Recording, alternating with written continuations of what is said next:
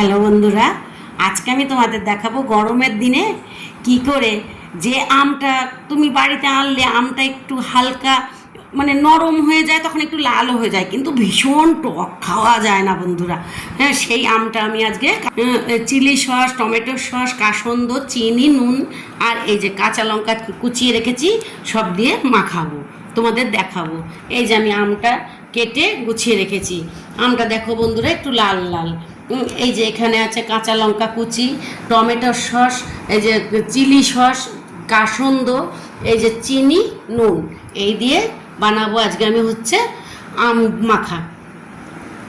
কাঁচা আম মাখাও আমরা খাই বন্ধুরা, কিন্তু যে আমটা বাড়িতে থেকে একটু নরম হয়ে যায় কিন্তু একটু লাল লাল ভাব এসে যায়, সেই আমটা মাখা খেয়ে দেখো বন্ধুরা, খুব ভালো লাগে খেতে। তোমরা খাও বানিয়ে, আমি দেখাচ্ছি তোমাদের। হ্যাঁ, আমি প্রথমে দেব হচ্ছে এই যে দুটো কাঁচা লঙ্কা কুচিয়ে রেখেছি, এই যে এখানে দুটো কাঁচা লঙ্কা কুচিয়ে রেখেছি, সেই দুটো দেব,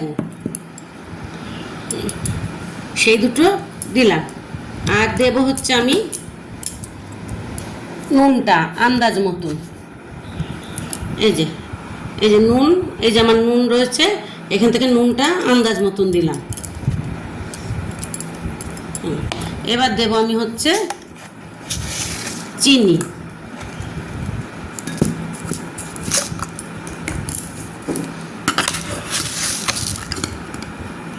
খুব অল্প, এই দেখো বন্ধুরা এইটুকু চিনি ছিটিয়ে দিলাম।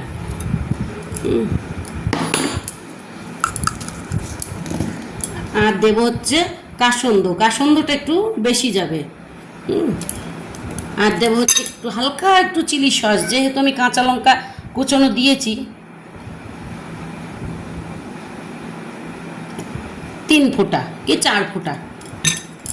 আর দেব হচ্ছে একটুখানি টমেটো সস, এই যে দিয়ে এইবার আমি এটাকে মাখাবো, হাত দিয়েই মাখাবো বন্ধু।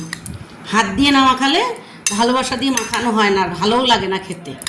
হ্যাঁ, এই দেখো এইভাবে এই পাকা আম মাখিয়ে খাও। এটা কিন্তু পুরো পাকা না বন্ধুরা, বারবার কিন্তু আমি তোমাদের বলে দিচ্ছি, বাড়িতে থেকে যে আমটা লাল হয়ে যায়, আমি সেই আমটার কথাই তোমাদের বললাম। একটু নরমও হবে, আবার